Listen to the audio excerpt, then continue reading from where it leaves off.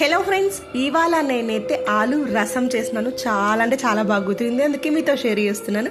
ఒకసారి చూసేసేయండి, కొత్తగా ఉంటుంది రెసిపీ. ఆలు తీసుకున్నాను, ఆలు పైన పీల్ చేసేసుకొని ఇట్లా కట్ చేసేసుకున్నాను. తర్వాత తగినన్ని టమాటా పళ్ళు, ఆనియన్స్, 2 పచ్చిమిర్చి వేసుకొని తగినన్ని వాటర్ వేసుకొని ఇక్కడ మనకి కొంచెం తగినంత సాల్ట్ వేసేసుకొని ఒక 3 విజిల్స్ దాకా పెట్టేసుకోవాలన్నమాట. కొత్తగా ఉంటుంది రెసిపీ, కంపల్సరీగా ట్రై చేయాల్సిన రెసిపీ మీరైతే.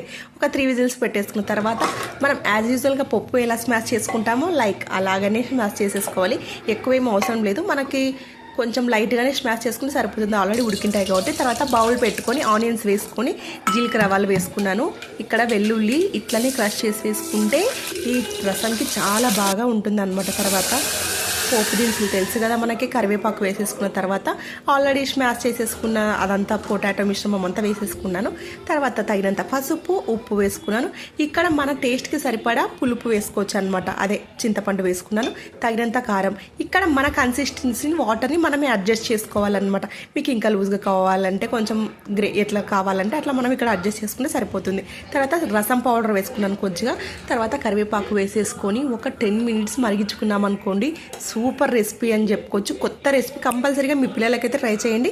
మీ పిల్లల ఫేవరెట్ లిస్ట్లో అయితే కంపల్సరీగా ఈ రసం ఉంటుంది.